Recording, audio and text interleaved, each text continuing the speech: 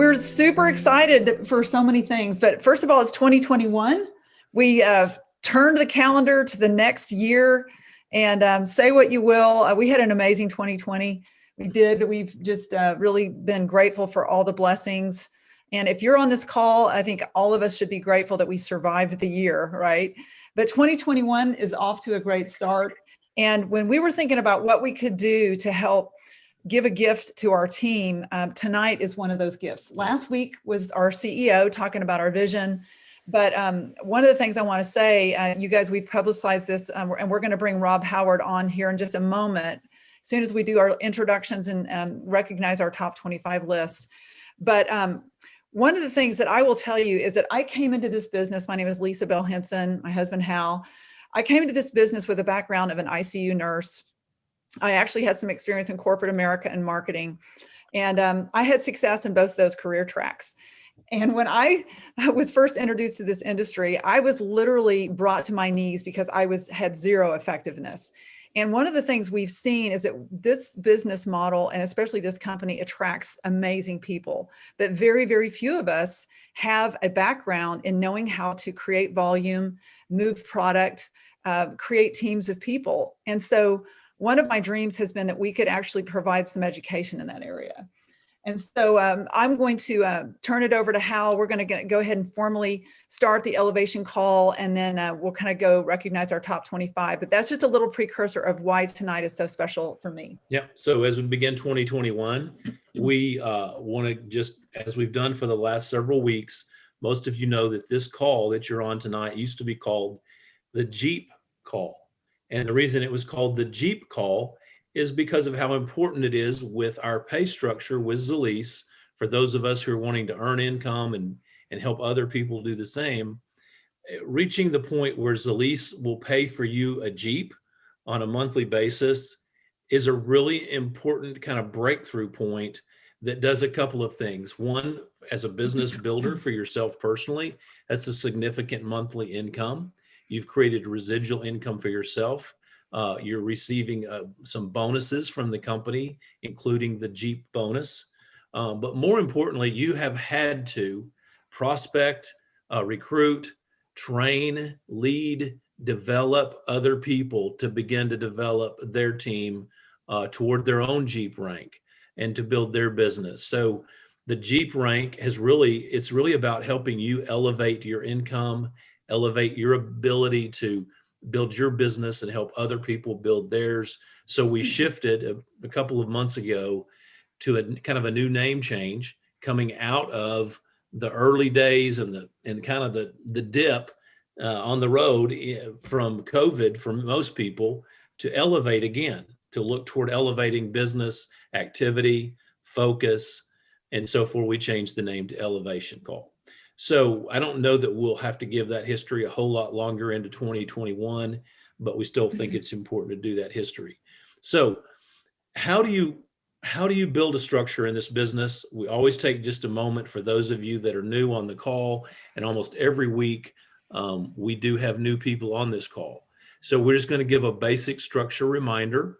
You enroll at any position with Zalise. Your target is to enroll and upgrade to gold and to be on auto ship. Auto ship is really the driving piece of this entire company and the business. We really believe 100 business volume each month you set yourself up on to use for yourself or sell or share, but primarily building your own homeostasis, balance, health within your body with that piece for yourself. And then you sponsor two people, one right, one left, help get them into using products.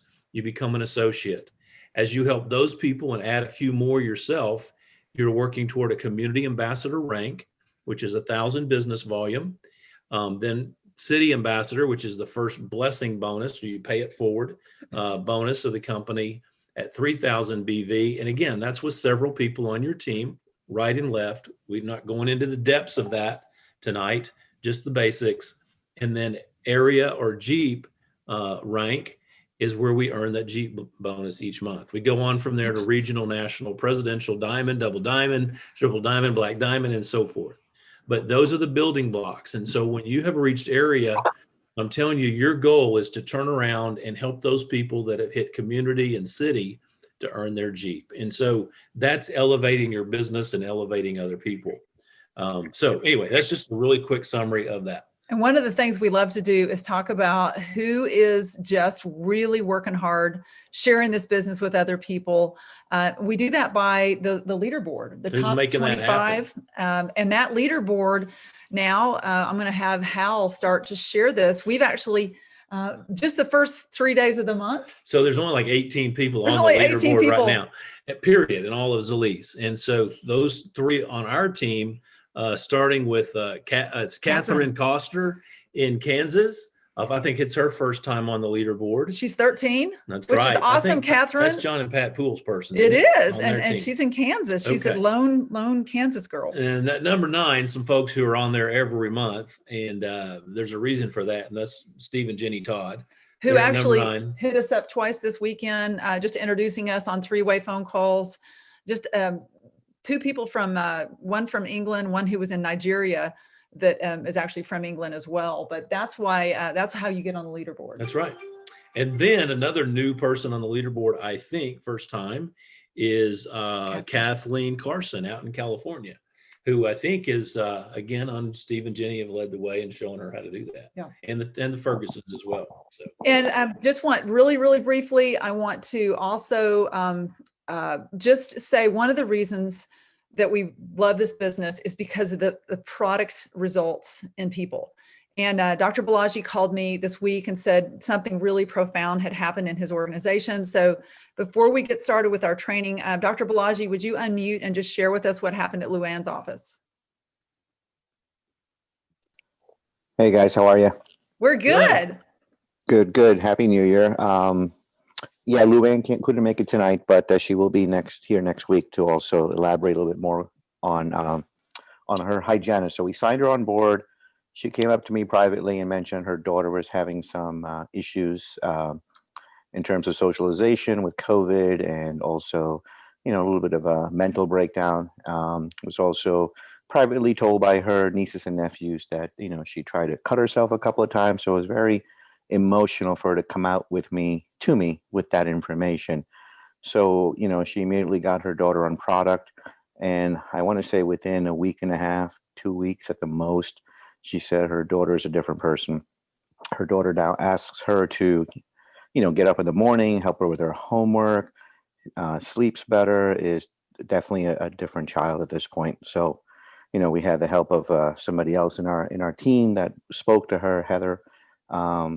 And it was kind of like a team approach from our end here. So it was really, really cool to hear something like that. And so Dr. Balaji is a dentist, and he shared this with one of his colleagues who's also in the dental field. This was her hygienist who had an issue, right? Am I right, Balaji? Yes. Okay. And so you've done a great job of sharing this. I was honored to be included in training that office. So it's wonderful to hear when this product does actually affect people, improve their lives. And that's when we feel this moral obligation to share. So that's a great background and precursor to why today and tonight is so important. Thank you, Dr. Balaji, for sharing that with us, for sure. But I want to go ahead, you guys, with just no further delay. I want to introduce a really dear friend of mine, Rob Howard. And Rob, actually, we have a common origin in Evansville, Indiana. I was introduced to Rob several years ago. He's an incredibly accomplished guy. I was just impressed with him originally because he has a biomedical background. He was actually a very high level sales engineer worldwide, globally. I think spent time in Switzerland, knew a lot about very technical things. And he has actually owns a Sandler training franchise. And if you guys have been in the business to business world, Sandler is one of the top recognized training programs to equip sales professionals in their skills.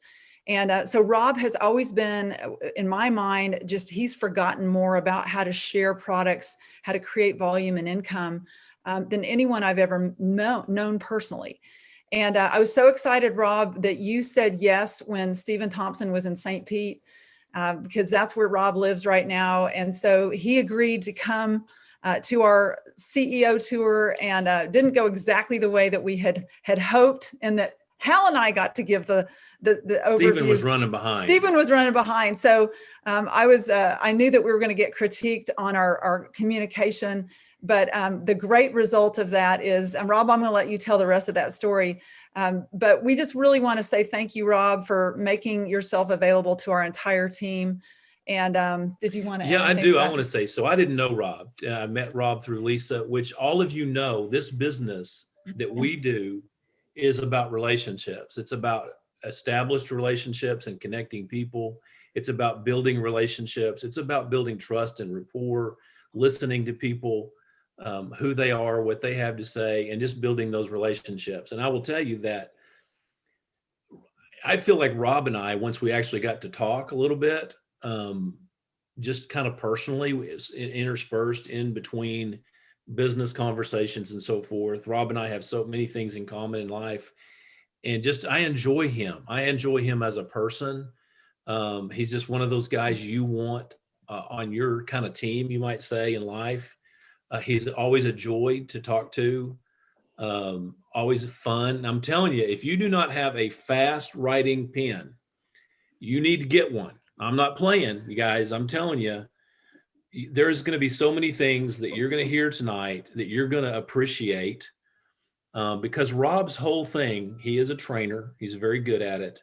But as you will quickly see, he does it so naturally. It literally just kind of, these nuggets just ooze out of him. And I said, Rob, we're like, we got to get you just to talk to the team and give us a hope. And he actually prepared us for this. I posted some of the questions that Rob had asked for us just to kind of poll our team. I want to say thank you to all of you who read that and sent me the answers. I think Mary Ellen and Nina were first, but I just got one. I think Holly and Pat Poole and some other people that responded to that.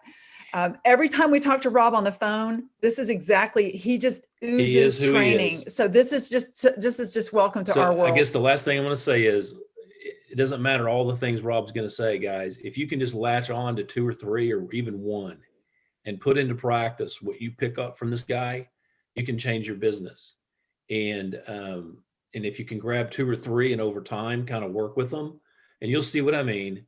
2021 will change for you in your business, and there's simple things that you can teach. You'll demonstrate that, emulate them to other people. So anyway, we've said enough. Rob, with no further ado, it's a drum roll, and I think we're going to have to unmute you. Yeah, there you go.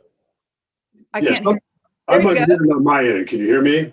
I can hear you now. Okay, so I'm at my house tonight, and it's just been a cockpit error here. I've never set lights up in here. I can only imagine what people outside think, but I didn't want to go to my office tonight. So that was quite an introduction. I don't know that I could actually achieve all of that and or even have, but thank you. I can say one thing, that you'll have to let me share your screen. Can you do that just while I say another piece? Turn it over to me. I'll accept it so I can put up my my PowerPoint. So how many people do we have on tonight?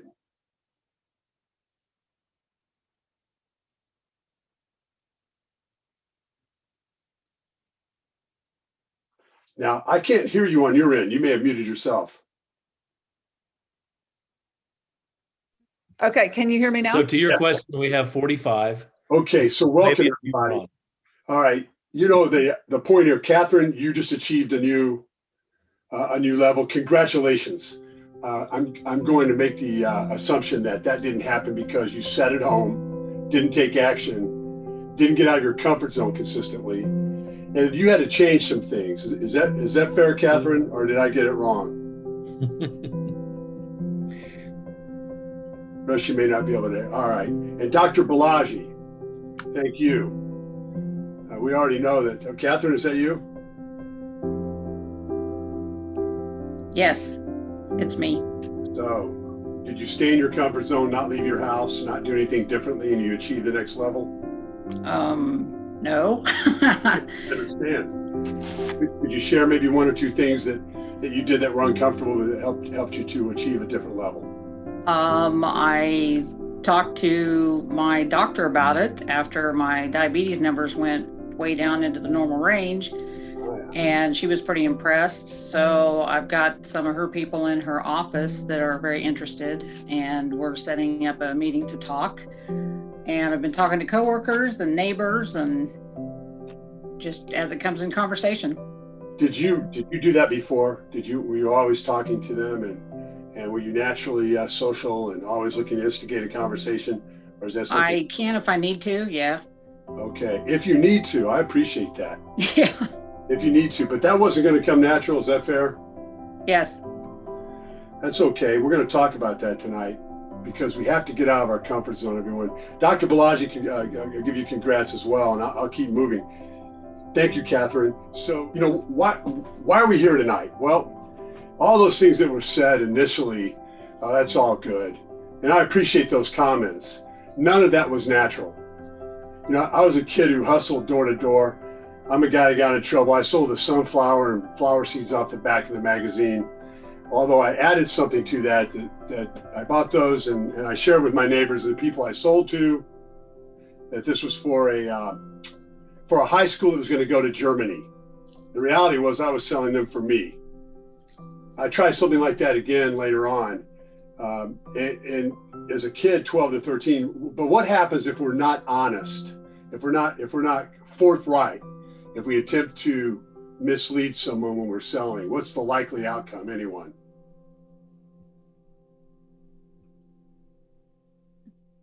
Your lie will find you out. Oh yeah. And what happens when you've been dishonest? What happens to credibility and integrity? Goes down. Out the window. Trust. Yeah, the trust. I hadn't even gotten to trust. I was still in that bonding and rapport, we call it, much less trust. Okay, let's speed ahead. I was a kid who got up in speech class and I volunteered to give the first speech. That's abnormal. Maybe 15% of us would do that. And I'm saying those things because some people would tell you that if I took the initiative to knock on doors and I got up in speech class, wow, I must be I must have a lot of capability or behaviors that would make me successful in sales. It's not the case. See, any of us can be successful in sales if we have a system that's repeatable, processes and techniques. And it's really separate from what our natural behavioral style is, even our gift traits. What we talked about with Catherine is we just have to be willing to get out of our comfort zone. So why are we here? We're here to talk about that tonight. Everything is really based on deep down what our beliefs are about this selling thing. I'm going to talk to you about some points here on this. So our beliefs drive our attitude. What do we know about attitudes? Anyone that would share? What do we typically characterize someone's attitude as? Seems like it's one of two states.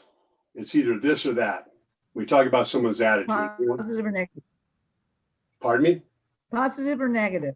Positive or negative. Can do. Can do, can't do.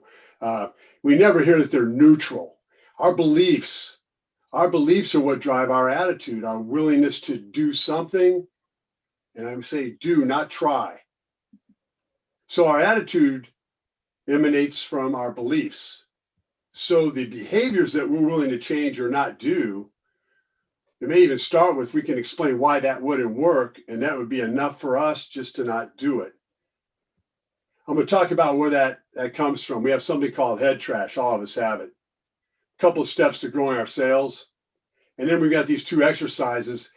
And then within all of that, I'll add a couple of bullets and nuggets. So what we do, we start with something called a hot list, everybody.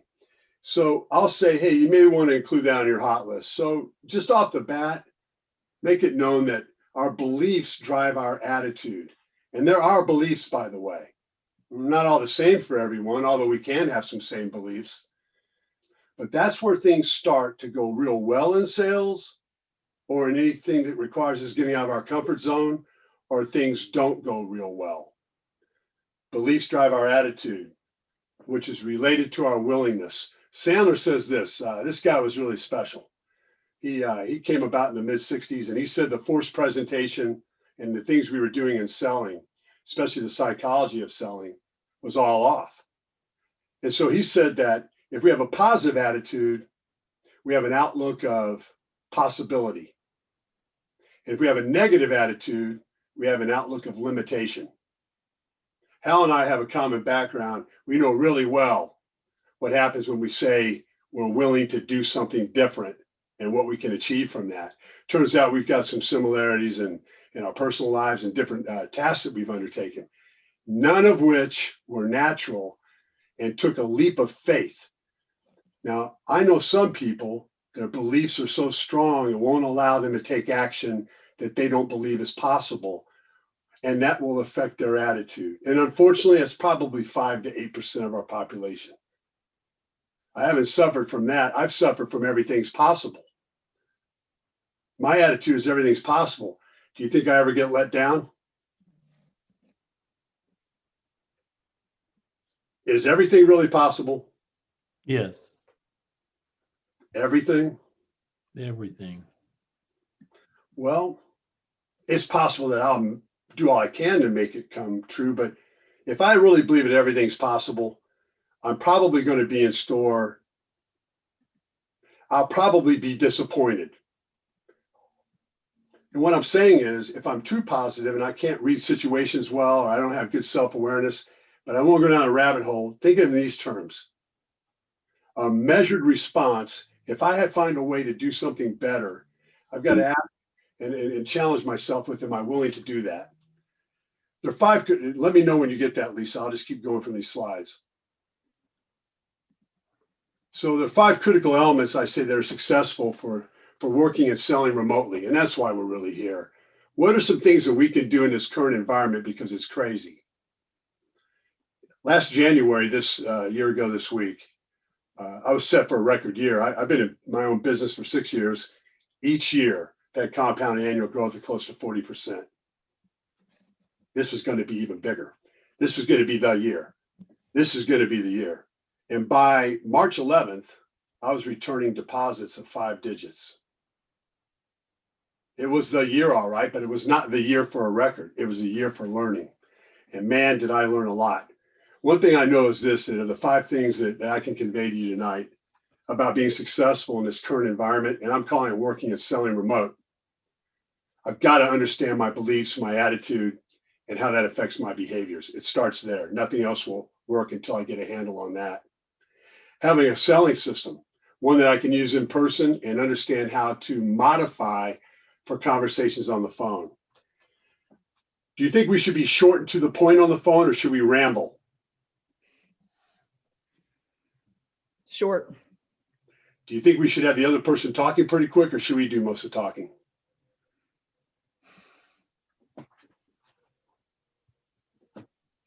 Can we have them jump in? Person. All right, was that for me, Hal? I was just asking Lisa, because I know people are responding. They just are muted. So that So, okay.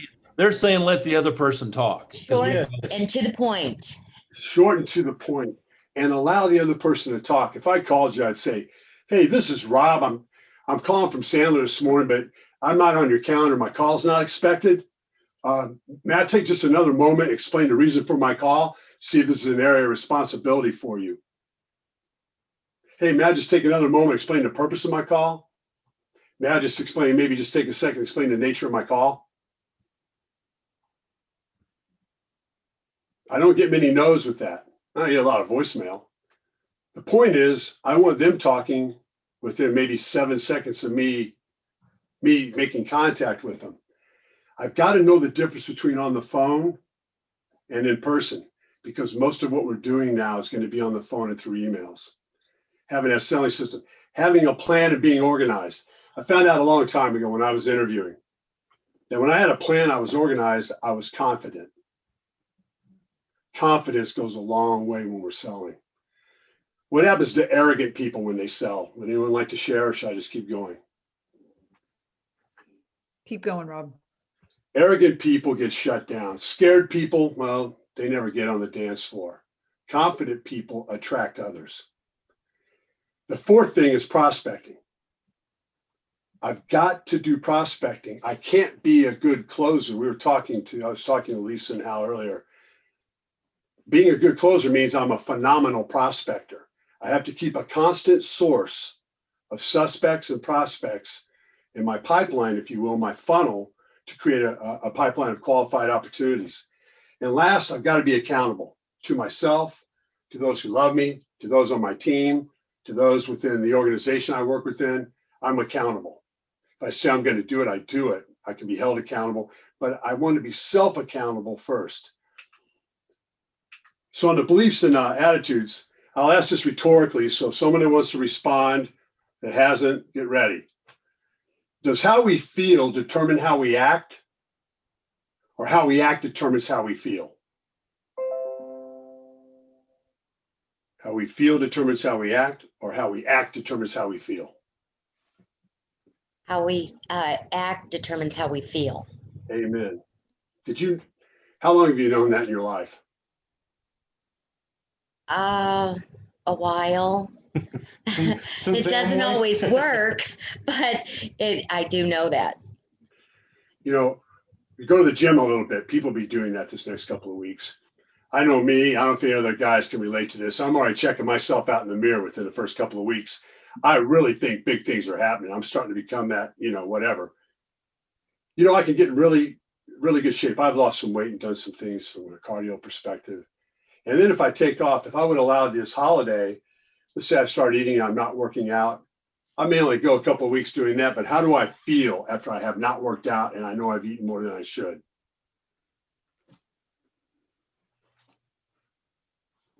For those of us who maybe you quit smoking, but you kept slipping. Maybe you wanted to even change worse habits than that, and you couldn't stay with it. You feel good when you're making progress, but what happens when we slip back? How do we feel? Not good. Not good. So, that's the point. Our behaviors, you prospect more, and you may not like to do it, but suddenly you feel better about it. Sandler said we don't have to like it, we just have to do it. But please remember, maybe put that on your hot list. How we feel does not determine how we act. How we act determines how we feel. This is so important, everyone. So we have to change our selling behaviors in order to impact our beliefs and our attitudes, and establish the right mindset and at least the habits. So I'll read verbatim. Are you able to put that up on the screen, Lisa? Yep, it's on. Okay, so let me put mine down. Can you put, oh yeah, there we go. So can you just drop down past that? All right, I'll go on further. I'm down at the beliefs. Thank you. Another one. Man, you're moving fast, Rob. We got to keep up with you. Well, we'll share this with them. The colors changed, so I'll make sure I get that out to them. Could you go down to the next one, please? Okay. This Okay. is, Yeah, Here see, we there go. we are. All right. there we go. So it turns out that our beliefs, oops, there we go. Now, Sandler has half of this. The rest of this is a Rob Howardism. Sandler says our beliefs directly influence our attitudes. That's our willingness, if you will. Outlook of opportunity, outlook of limitation. Our willingness to do, not simply try new selling behaviors. What happens if someone says, hey, okay, I'll try. And I go back and see him. Hey, how'd that work out? I didn't get around to it. Hey, I thought you said you were going to do that. They inevitably will say, I didn't say I was going to do it. I said I'd what? Try. Give it a whirl. Give it a whirl. It's a reservation for not doing it, or worse, it's a reservation for failure. And I had a guy on a team, he made a dramatic recovery, but he was always going to try, but he just wasn't into doing. Hal, some of the things we've been through that we have a shared experience on. It's all about action, isn't it, brother? And accountability. Right. But man, can't that make a difference in our lives? All right. So now we do these new behaviors and we achieve improved results. We get better. Now, this is what starts to happen. Those beliefs we have, they start to change. And that affects our attitude. And now we're on that little hamster wheel. It gives us more of a positive attitude to do more new behaviors, to get better results, and practiced over and over. That's habitual. The habit is established based on changing beliefs. It won't happen otherwise.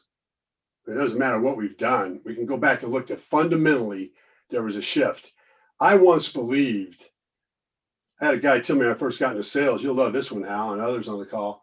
He said, Rob, two things you got to do to be successful in sales. One is don't get old. The other one is don't trust anyone who doesn't drink. Yeah, those haven't become my pillars to live by. Actually, my pillars to live by have been to learn how to do everything I can, that I've not arrived, that this is a journey that I'm on today to get better at what I do in my vocation. Next slide, please. We all have this thing called head trash. Let's define that for you. Next slide. There we go. All right. So would you mind reading that, Lisa, just that definition of head trash? Yeah, I've got a cursor issue here, but it's the negative thoughts, feelings. I might have to have someone else read that because I've got a block of Trepidation. And or emotions we have and Assumptions we make about them. They are our beliefs about things. Okay, so they come from our experience, everything that we've been through. I mean, some of these are very hard and fast beliefs. Click that again. So they come out of this, and our beliefs determine our attitudes and our behaviors. So click it one more time. The rest of the head trash definition is, oh, this whole thing got flipped. We must be on a different revision, but that's okay. These are our beliefs, but they're not always based on the truth. And that's what we have to accept. I may have a hard belief that it's just not, you can't do that. I couldn't possibly call someone up and say, hey, my name is Rob, rather than Rob Howard. My name is Rob. I was calling you about some things I've been working on. I don't, we have a common friend, Hal. Do you know Hal Henson? Hal, you do. Hal said, maybe you'd be interested in this. Would you have time now, or would you have another time that you give me 10 to 15 minutes? Is that too far out there, anyone, or would you be comfortable doing that to someone you did not know, but you had Hal's permission? Say that again, Rob. Yeah, hi, this is Rob calling you. You weren't expecting my call, but we have a common friend, Hal. Hal Henson, do you know who I'm referring to, Hal? And then I asked, may I take a moment now to explain the reason for the call, or to see if you have 10 to 15 minutes at another time? I won't automatically get into a conversation without whose permission.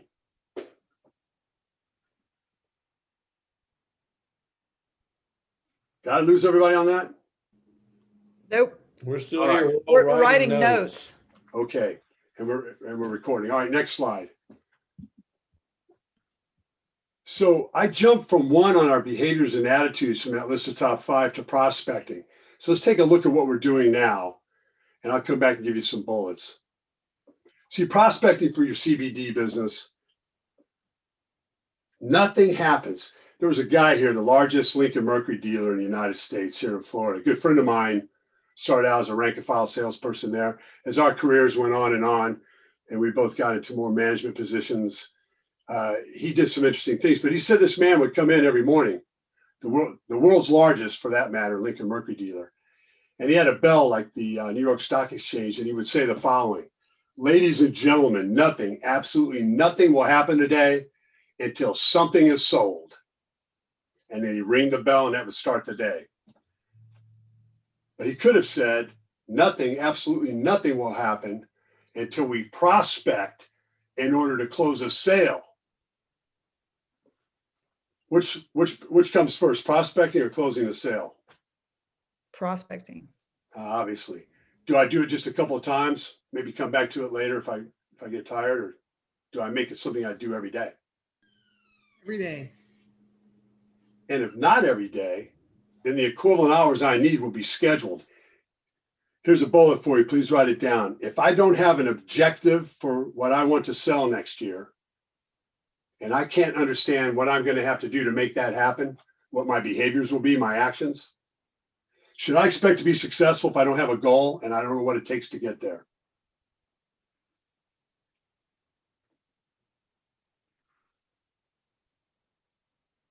So we have sources for these prospects and sources for, I'll break this down, I call them suspects and prospects.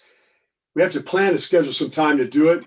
and then the actual time spent. So if you go down to the next slides, here's what you came back with, everyone. If you can click again, there we go. So these are, one more time, there were 12. So Facebook, I'm not sure how it works. Well, it's my own head trash perhaps, but I object to Facebook. I think of another source for that. But all right, let's say you're using Facebook. Can anyone give a testimony that Facebook has changed your world as far as CBD goes?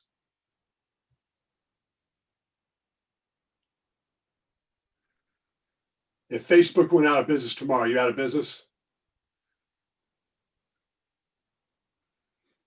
Anyone? Second on there's a 3-foot rule. We encounter strangers. How about this? Take strangers out of that. We encounter people and we have a unique conversation. Someone I don't know, probably from somewhere I'm not familiar with, or maybe they're from another area in town that I don't know a lot about, or they're with a company I haven't heard of. I want to have as many unique conversations every week and every day as possible. Those unique conversations get me out of my comfort zone and my immediate area, people that I know real well. Classmates from school, I like that. Peers, sure, obvious. Coworkers, neighbors, depends. My old neighborhood, well, if you get along with your neighbors, great. All right, so could be neighbors. Church, well, be careful mixing that, but if you have rapport. Country club, yeah, I get it. Rotary, absolutely. Chamber of Commerce, absolutely. Family, gym. Listening to others who complain about their health or finances. Now that's all real. And I can schedule this out. I can say, I'm going to spend this much time on Facebook looking for suspects or prospects.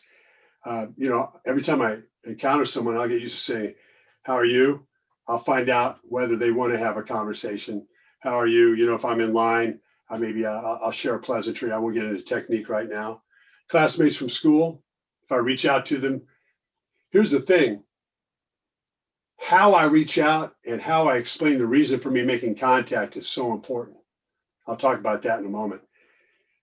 So I've added a couple others. If you don't mind clicking that, hopefully they'll come in. I've added 5 additional for you to think about. One is asking for referrals. Everyone I talk to, whether they decide to move forward with me or not, if I ask for a referral, and what it would sound like would be this, hey, maybe let's get into talking about what we've agreed to discuss here, and then see if there's any way that you and I can maybe help each other. You have your own business, or there's things you're doing. Maybe we make referrals for each other. Could be anything. But in this case, it sounds like you are or are not interested, whatever that might be for CBD. Who do you know? Who might be someone that you think would be a logical person? Maybe they want to talk to me and find out more about CBD. Now, what's the worst thing that could happen if I ask them, someone else you may know that would want to talk about CBD? What's the worst thing they can say to me? No, I'm not interested. Or I don't know anybody. How much did that cost me? Nothing. Referrals. Oh my goodness, I wouldn't be in business without them. I've been shot out of the water. Guy says, man, we're not going to do any kind of training. Look, I've heard about that stuff. That's crazy. I do all the training in-house. Hey, sounds like you got it all covered. And you're fortunate. I don't get a chance to talk to many who got the competency in-house. Hey, how about some of your peers, other companies, who might be struggling, doesn't have it all together like you guys? Somebody you feel comfortable referring me to. What's the worst that can happen to me? We just heard it. What? Nothing. Go away. We don't want to talk to you. Thank you. Hey, if something should change, where would I be on your list of people to recommend if they were looking for a little sales training? I've asked that. They laugh. Man, I'll tell you what, with that question, all right, I'll tell you, if anybody's looking for something, I'll let you know. All right. Now, the next one, free talks. Anybody has an association, I saw earlier the Rotary, Chamber of Commerce, you name it, ask if we could get in and give a free talk. And you can bring in, either you all could do it, or you can invite in Lisa and Hal. And all it would be about is talking about the examples where CBD has worked. And we can ask rhetorical questions like, often when I'm in front of a group like this, many people have a hard opinion or a hard belief that it's either really a phenomenal thing, CBD, or it's against the law and against my religion and against my character and principles. I was just curious, who has it against their principles, believes against the law, and they shouldn't be associated with it? Who's heard other things? Show of hands. Would that get me in trouble? No. Maybe a cleaned up version. I'm going to say out loud what I think all the possibilities are so they can't say them. That's a hint for the next question. All right, how about the next one? I've got 3 more on there. Ask a business contact, somebody you respect, if you can meet with them. Have them review your prospecting plan, all the sources, and ask them for input and guidance. Would you be so kind as to look at this and see if there's something you see I should be doing or maybe not doing? And then I'll ask them, at the end of it, I'll ask them for a what? Referral. Bingo. Now, here's what I found out when I was in business for a little while. My network is not who I know. It's really not. It's not my network. My network are people that I helped and didn't expect anything in return. And they freaking came out of the woodwork to help Rob Howard stay in business that first 45 days. I started my business on November 1st of 2014. I was told I was crazy to start my business November 1st because what's coming up at the end of the month? Thanksgiving. And then what happens the next month? Christmas. I said, so the advice you're giving me now is to sit and think about it during the holidays and then make it all come to reality on January 1st. Not going to do it. I jumped in, called my network, and I had no intent to ask them for business. I said, here's what I'm up to. I'm scrambling out of the gate, man. Is there any direction you can point me? Where do you think I can spend time? 2 of them said the following: Rob, I'll do anything to help you, man. We might even be able to use some of your stuff. Give me a better idea what you're up to. I booked my first 2-day boot camp in December of 2014. I was off and running. Got the Shooting Star Award. But I had to get out of my comfort zone. I started with people I knew. Start with the people that you've helped. And don't have an agenda. Just ask for their guidance. Say, this is stuff I'm up to. You know, I trust your opinion. We know each other. And now we can have a conversation. And then I believe there's one more on there, Lisa. Hey, Rob, wait a minute. Can you back up? I love the way you said, here's what I'm up to. Can you point me in the right direction? And can you just might be able to point me in the right direction. Look, I'm scrambling a little bit out of the gate here. Here's what I'm up to. And I'm all in. Hey, Rob, let's have everybody raise their hand who could legitimately say when they started their business, hey, I'm scrambling around here a little bit, need your help. Can you point me in the right direction? Every single one of us can say something like that when we talk to someone. Every person. Hey, you know, I really don't know what I'm doing here. I'm scrambling around a little bit. I need your help. Can you point me in the right direction? And I said, I've got some ideas. I just don't know if they're the right ideas. Yeah. That's what I said. I didn't want to go as far as say, I've said, you know what? I could be clueless here. Maybe I don't know what I'm doing. Straighten me out. And I've had people say, no, that's not what I said. I just said, I think there's a better way. All right, what you got? No, I'm less okay. When I'm giving you examples of people want to help others who struggle a little bit. They don't like arrogant people who know everything and won't allow them to talk. Conversational selling is what we want, not confrontational telling. Conversational selling, not confrontational telling. Okay, so for the next page then. Oh, LinkedIn was the last one that popped in. LinkedIn is for adults. You need to get on LinkedIn. Get on LinkedIn and start connecting with others. It's an imperative. You're going to find people you connect with, and you can ask them, hey, you know, I'm just getting started in my business. I noticed, you know, you're a manager, you're this with that, you own your own business.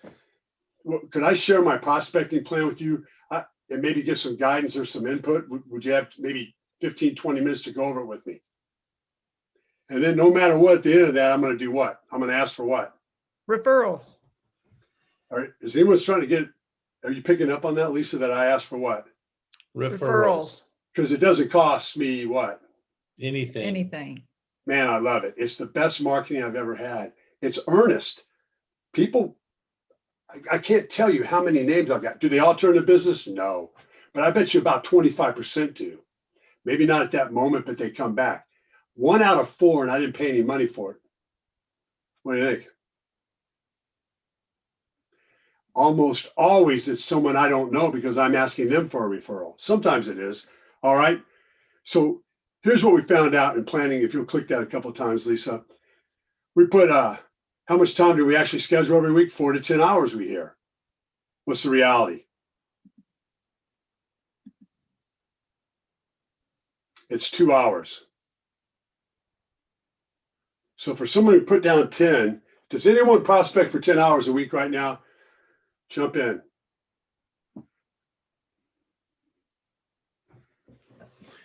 Hey, if anybody does prospect 10 hours a week, tell us who is it? 8 hours. 6 hours. By the way, that could be your direct mail. I mean, direct email. That could be your phone calls. I mean, all kinds of ways to prospect. Speak up if you're doing 6 hours a week. 4 hours. All right, I think I know how we got here. If I have an objective, in my business this year. It's a certain amount of sales. I know that I'm going to have to get and hear no. No is okay for me. In fact, I'll ask anyone, if the answer is no, when do you want to find out? Early. I do. All right. And no matter what, I'm going to ask them for what? Referrals. I love that one. Now, but let me just say this. I know I'm going to get some no's. I know I'm probably going to have to talk to 8 to 10 people. I do a good job of something called an upfront contract.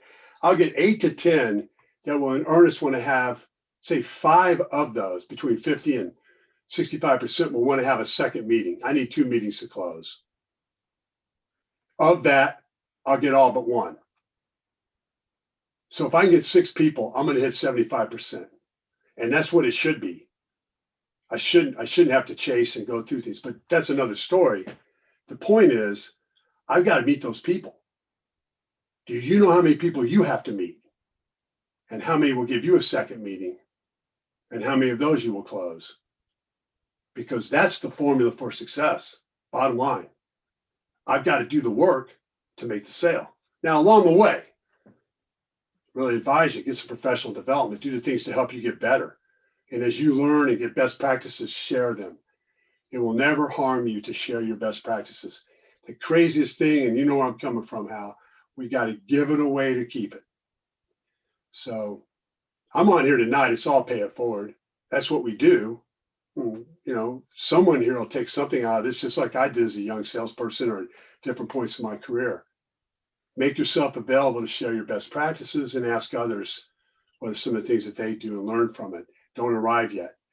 If I work 2 hours a week, I don't know how anyone in today's business environment doing anything, no matter how good they are, no matter how much they've achieved already, that 2 hours a week is going to result in anything. I really don't. But I'm all ears because somebody blocked it.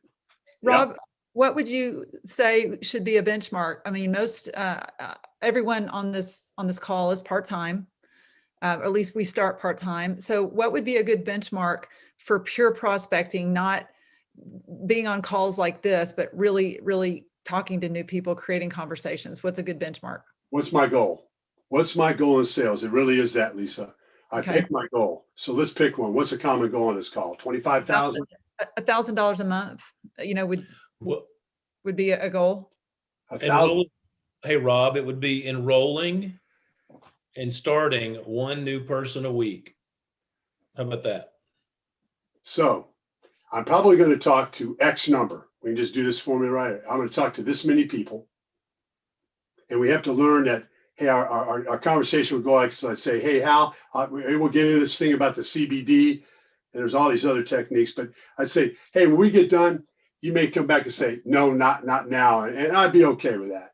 You know, it'd be better to hear yes. Maybe best for both of us is, best use of our time would be to not have to put either one in a position where we had to think it over.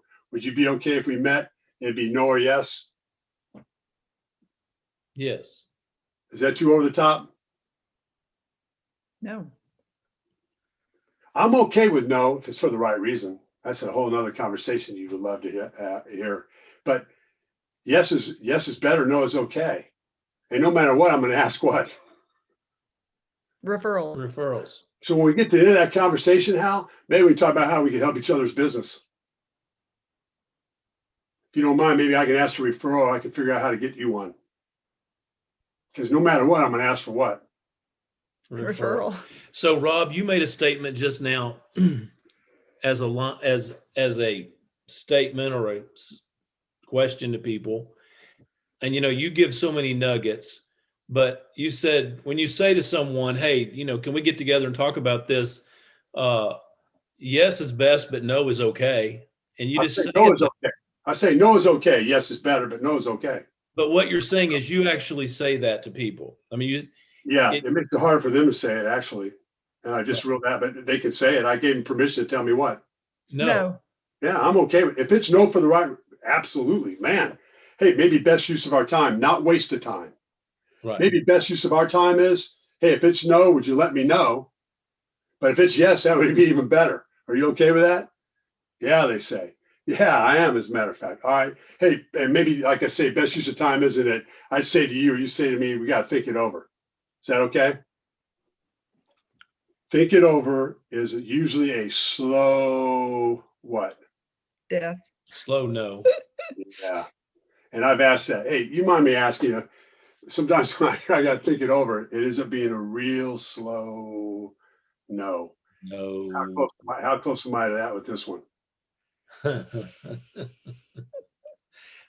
think we got a few people who've experienced slow no. Yeah. And then going back to Evansville, Indiana, where I grew up, and taking homage against those who grew up south of the river. I'm now like a dog from Kentucky. I chase a parked car. How's that work? There are people from Kentucky Now, there on are this people call. on here. Some of our leaders are from Kentucky. I apologize. I've got all my grandmas, all my grandfathers. They're all born in Kentucky. And for those of you who are from Kentucky, I'll tell you a really good joke against Hoosiers. No, but in Canada, do I want to chase a parked car? No. No. Do I want to chase anything? No. So I'd say no, and I'll ask: Is that no for now, or is that no for now on? Now, my tonality is what's imperative with this, everyone. I'm always just trying to figure it out. I'm not sure which way we go here. Hey, I wasn't sure if we're moving closer to or further from. Where are we at this point? That's a good question I came up with a couple of years ago, how it works real well for me. I think out loud and then ask a question to it. The Sandler methodology is I don't have to be the smartest person in the room, and I ought to quit acting like it. I ought to try to find out what's going on the other side of the table. Here's your nugget for the night. You need to figure this out. This is an imperative. And it's not stated as Sandler, but it's explained as Sandler. What I do is important. How they use or what they will do with what they buy from me is most important to them. They should be talking about themselves and what I do or what I have. I shouldn't be talking about what I have. I got to learn to have a conversation. Hey, I hear different things about CBD. Some people are all in, man, it's the greatest thing ever. Not all that's accurate, but a lot is actually documented. Others are like, they're confused. It could be against the law. It's just like snake oil. I don't know. Hey, what have you heard about it? Who do you know that's tried it? Yeah, they did. What kind of feedback did you get? Or what did they tell you? None of that's yes, no questions. Everybody with me? Hmm. So did they just use it for a little while? They keep going with it? What's going on?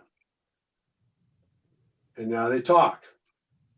Hey, so I'm guessing you already ruled it out, or is that something you've been thinking about? Back to is it no or yes? Hal, you're laughing because now, can I give you Rob Howard of old? I'm about to save your life. Anybody you care about, they need to know about this because I'm here to talk about CBD tonight. Please lower your hands. Questions at the end if we have time. I'm here to tell you about how great this is. Please, no questions for now. Hold your questions because what I'm about to tell you will change your life. How far do I get with that one? Oh man. What can we find out if we ask him? What have you heard? I don't know. I mean, what do you know about CBD? Can I get in the conversation on that? All right, next slide, and we'll wrap it up here.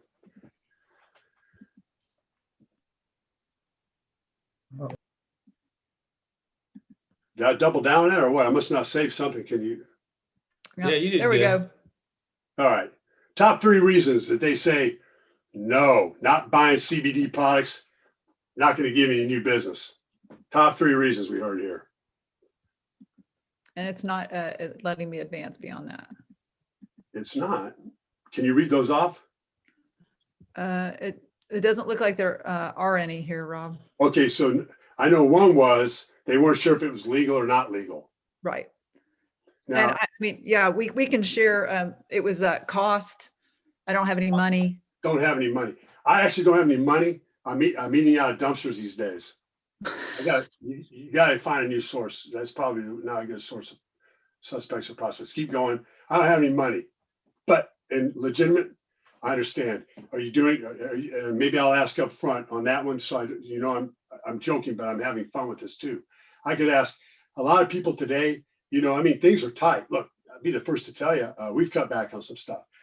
I don't know if you have any kind of disposable income or maybe just low 3 digits that you'd want to look at, maybe being able to start a business that wouldn't cost a big outlay, or have you ruled out spending anything beyond what you currently have in your budget?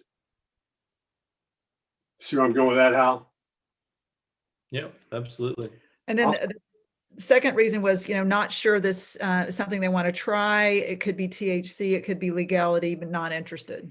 And then the third one was too busy, not enough time. too busy and not enough time. So here's the silver lining that happened working remote and selling, everybody. I had a 35-minute drive to my office, 35 minutes home.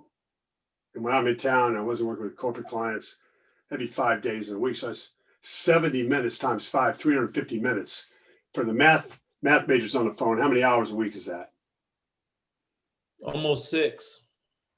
I got 6 hours back. And then clients weren't seeing me, so I had to start adding up that time to and from clients. I was doing things. Turns out I got back about 12 to 15 hours every week. That's the silver lining here. So I asked people, other than stuff frozen pizza in your mouth and watch what's on Netflix, what else you do with all that extra time? Man, meditation, reading, prospecting.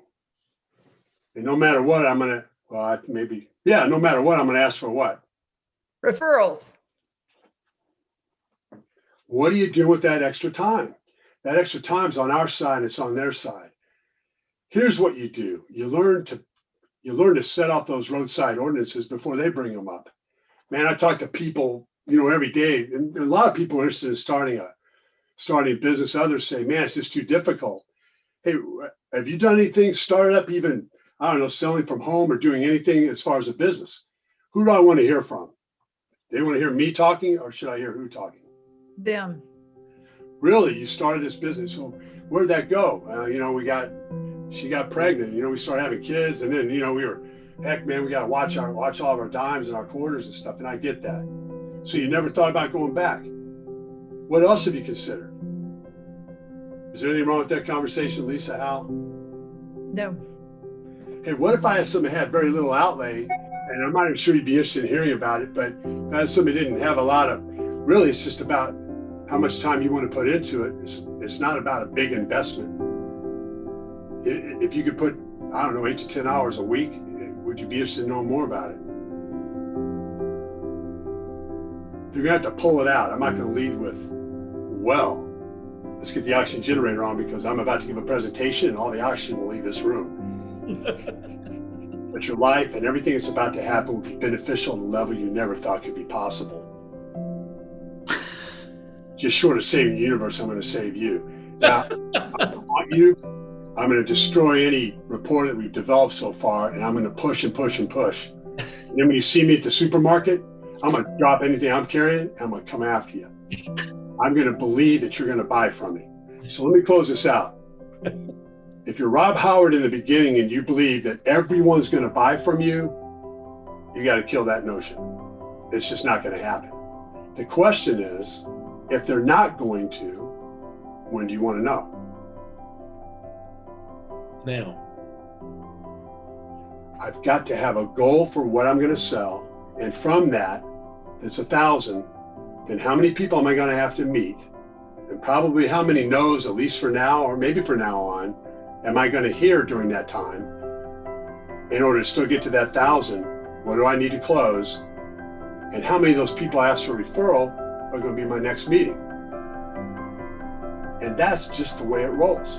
And my formula for success is I get some training, I get better at what I do, so that the number of conversations I have, they don't have to last as long. And now I'm going to ask questions that are under my control.